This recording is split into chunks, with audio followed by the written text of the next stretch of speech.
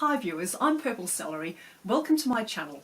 Today I'm going to be reviewing episode 5 of season 2/series 15 of Doctor Who, The Story and the Engine. So I was quite excited to learn that this episode would be set in Lagos, Nigeria. I do like it when Doctor Who goes to new and interesting locations. I mean, like London, England does get a little bit same after a while. But I have been burnt before with episodes which are set in places which are potentially fantastic, but they're let down by a weak story. The Legends of the Sea Devils from 2022, I think, is the most egregious example of this. I mean, it was set in 19th century China.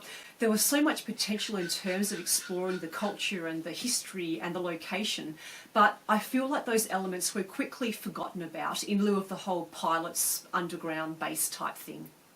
I thought that the story and the engine got off to a reasonably good start. One thing that I particularly liked was how the episode explored the Doctor's feelings about the fact that his current incarnation was black and how that means that he's not always safe or welcome. And it was lovely to see his sense of joy when walking through the streets and the marketplace of Lagos. Just, greeting people, being so happy. Visually, I thought that those scenes looked stunning. I also liked the barbershop element. It's quickly established that there is this mysterious entity called the barber. He's taken the owner and 3 customers hostage, and he's basically making them tell stories to a window, because it turns out that the barbershop is actually a ship and the stories fuel the ship's momentum. So look, it was different, it was weird, it was creepy, but for me it worked. I also liked how it lent into African folklore and the oral tradition of storytelling. However, for me, things started falling apart around the halfway mark of the episode. For an episode that was so focused on storytelling, there seemed to be a lot of exposition, some of which I personally found a bit hard to follow. For example, it seems that there was a whole backstory with the barber. He was once a mortal man and he told stories about the gods.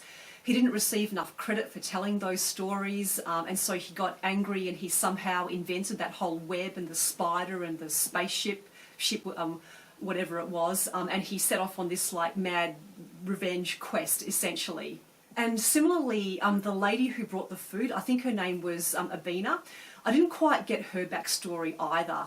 I get that there was some thing to do with her dad, like the doctor, and when I say doctor, I mean like the Ruth Doctor or the fugitive doctor, made a bet with her father back in the day and had to leave her behind, and she's upset about that. But I just didn't quite pick up the details on that.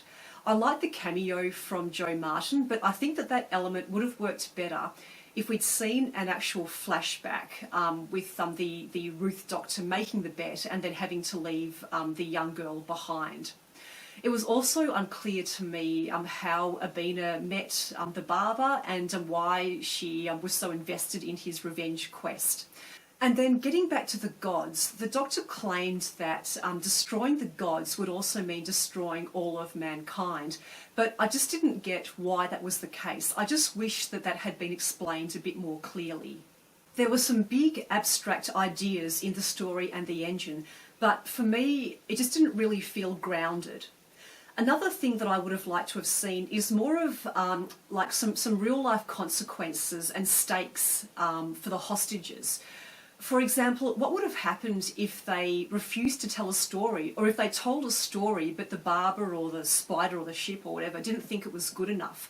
Like, they showed the red light and the green light, and I was just waiting for the red light to start flashing.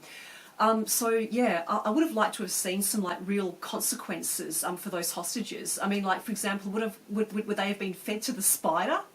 The ending was okay, but again I was a bit confused where the whole maze came from. I was like, okay, so they've gone out the back door and they're in the middle of this big labyrinth, but where did that come from? I did like, however, the braids that Abina braided into the Doctor's hair, which showed him and Belinda the way through to the brain heart thingo. I thought that was quite clever. I thought that the actual ending itself was a little bit predictable. We've kind of had the whole Doctor destroys the villain by by overloading it with stories before. We've seen that in episodes such as The Rings of Arcatan, so to me it wasn't really anything super new. I also thought that the denouement, like the last couple of scenes, were a little bit slow paced. There was like a lot of, hugging and handshaking and forgiveness going on. It just felt a little bit drawn out to me. Having said all of that though, I really liked Ncuti Gatwa's acting in this episode. One thing that I found quite intriguing was the Doctor's sense of betrayal when he finds out, or when he realises that the proper owner of the barbershop, Omo, betrayed him in the sense that he kind of like drew the Doctor to the shop with the expectation that the Doctor would take places with the hostages. So I guess it's quite one thing for the Doctor to volunteer to give his life to save somebody else, but it's quite another thing when he has that imposed upon him.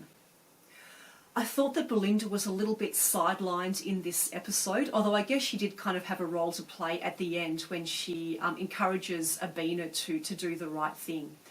And then we also saw a quick appearance of Mrs. Flood.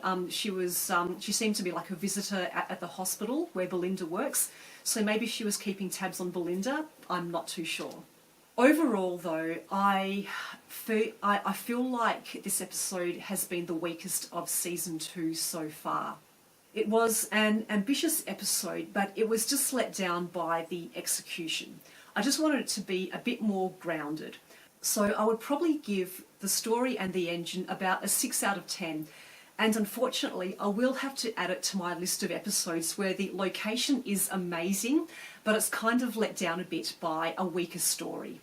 But as always, these are just my views. What did you guys think about the episode? Please leave your comments in the comments section below. Give this video a like if you've enjoyed it, and feel free to subscribe to my channel.